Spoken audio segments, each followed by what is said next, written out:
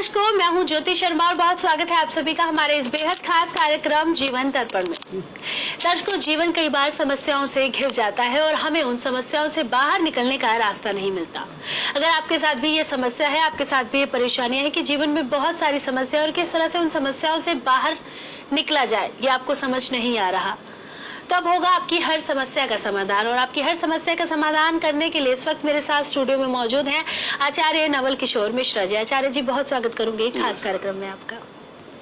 वंदे विदेह तनया पद पुंडरीकं कैशोर सौरभ समारिति जोग चित्तम् हन्तुं त्रितापमनिशं मुनिहंस सेव्यं सन्मानिशालि परपेत पराग पुंजम। नमस्कार दर्शकों, जीवन दर्पण के माध्यम से आचार्य नवल किशोर मिश्रा आपके सामने उपस्थित है। जी, तो दर्शकों, जैसे कि आपको बताया कि आपके जीवन में जो भी समस्या है, जो भी परेशानी, आज उन सभी समस्याओं का समाधान होगा। और आपकी हर समस्या का समाधान करने के लिए जिस नंबर पर आपको संपर्क करना है वो लगातार टीवी स्क्रीन पर नंबर फ्लैश हो रहा है, तो फोन उठाइए, पंडित जी से बात कीजिए, समस्या बताइए और अपनी हर समस्या का समाधान पाइए। हम कार्यक्रम में बात करेंगे कि हमें किस विषय पर बात करनी है, लेकिन इस बीच एक कॉलर हमारे साथ जुड़ गए हैं, सबसे पहले उनसे बात करेंगे। हेलो हेलो, नमस्कार। हेलो हेलो, नमस्कार जी। जी नमस्कार, बहुत स्वागत है खास कार्यक्रम में। अपना नाम बताइए। मेरा नाम कोमल है। जी कोमल जी, कहाँ से बोल रही हैं आप? मैं लखनऊ से बोल रही हूँ। जी Komal ji, date of birth बताइए अपनी। हाँ, डेट ऑफ बर्थ 2 फरवरी जी 1989। जी, समय बताइए और स्थान। समय सुबह 5 बजे का। जी, स्थान बताइए। स्थान मेरा गोरख का है, गोरखपुर। जी जी जी, क्या जानना चाहती हैं कोमल जी, क्या समस्या है?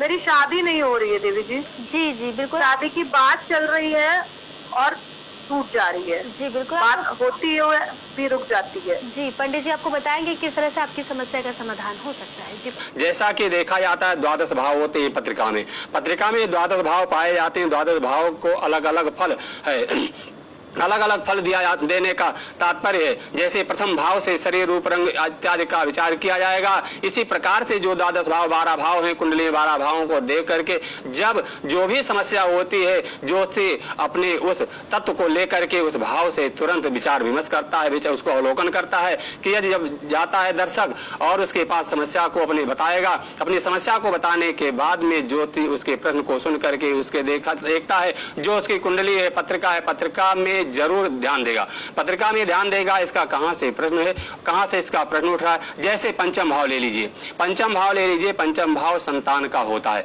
जीवन में सारे सुख हो जाएं लेकिन संतान सुख नहीं होता है तो उसका जीवन अधूरा माना जाता है, जीवन अधूरा माना जाता है। संतान सुख के लिए लोग बेचैन रहते हैं। कहा गया पुमनम त्रायते सा पुत्रा, जब तक पुमन नरक की त्राता यानी उसको तरण के लिए और उसको उद्धार करने के लिए पुत्र की आवश्यकता जरूर होती है। इसलिए संतान की अपेक्षा हर व्यक्तियों को, हर जातक को होती है कि जीवन में अच्छा संतान मिले और जीवन अच्छा व्यतीत हो और उसका जीवन सुख में व्यतीत हो। कब होगा? जब आपको एक अच्छा सुयोग्य संतान की प्राप्ति होगी। सुयोग्य संतान की प्राप्ति कब होती है? सबसे पहले आपका जब मैरिज लाइफ अच्छा चलेगा, मैरिज लाइफ अच्छा चलेगा, उसके बाद में आपके संतान के योग बनेंगे। यदि संतान में विलंब हो रहा है, रुकावट हो रही है, तो आप अपनी पत्रिका को जरूर एक अच्छे ज्योति को, अच्छे परामर्शदाता को जरूर एक बार दिखाएं, जरूर पत्रिका को दिखा करके और उसका मार्ग जरूर आप ध्यान दें कि इस प्रकार से कब, किस समय में संतान की प्राप्ति होने वाली है। इस प्रकार से कब मिलेगा आपको? जब आप एक अच्छे ज्योति के पास जाओगे, ज्योति के पास जाओगे, अपने डेट ऑफ बर्थ को दोगे, समय को दोगे। जब समय को दोगे तो उस प्रकार से ज्योति आपके फलादेश को जरूर करेगा। आपके पंचम भाव में आने वाली जो भी बाधाएं, जो भी रुकावटें हैं, यानी आपके संतान पक्ष यदि कहीं से पीड़ित है तो जरूर उसका उपाय करना चाहिए। वो ऐसा उपाय कैसे करोगे, कब करोगे? जब आपको जानकारी हो जाएगी। जब आपको जानकारी हो जाएगी पंचम भाव में संतान पक्ष में आने वाली जो भी बाधाएं, जो भी रुकावट हैं,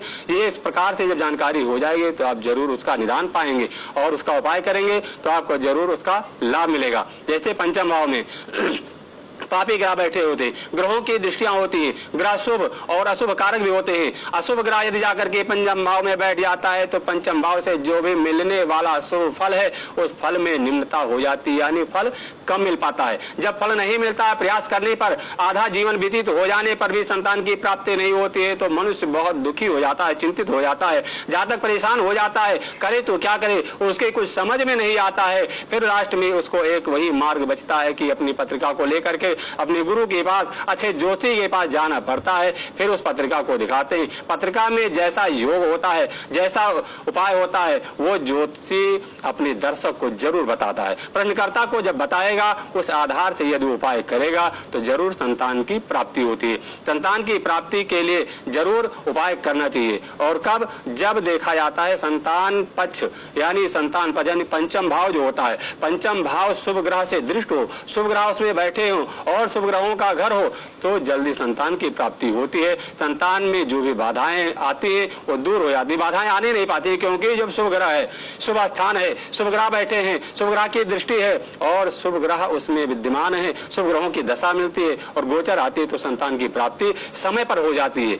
और जैसे उसमें विलंब होने लगे, समय अधिक होने लगे तो आपको जरूर उपाय करना चाहिए, उसका उपाय करना चाहिए और उपाय करके जरूर आपको फल की प्राप्ति हो जाएगी। कब? जब आप उपाय करेंगे, क्योंकि ज्योतिषी का काम है केवल आपको उपाय बताना, ये वो उपाय बता देगा लेकिन कर्म आपको करना पड़ेगा और उपाय आपको करना पड़ेगा। इसलिए जब आप ज्योतिषी के पास जाएं, अपनी पत्रिका को दिखा करके और पत्रिका का सुंदर अवलोकन करा करके उसका उपाय जरूर कराएं। जब पंचम भाव में अच्छे ग्रह बैठते हैं और अच्छी दशा आती है तो उसका लाभ जरूर मिलता है। इस प्रकार से जैसा कि देखते हैं कि पंचम भाव में यानी गुरु है, पंचम भाव में गुरु की राशि नवम यानी धनु बनती है, धनु है पंचम भाव में और गुरु यानी एकादश भाव में हो करके और पंचम भाव को अपनी सातवीं दृष्टि से देखता है, पंचम भाव से बैठ करके सातवीं दृष्टि से देखता है और पंचम भाव में शुक्र साथ में विद्यमान है। इस प्रकार से जब वो अपना फल देगा, कब? जब उसकी दशा आएगी। जैसा कि देखा जाता है जब उसकी दशा मिलती है तो उसका फल मिलता है।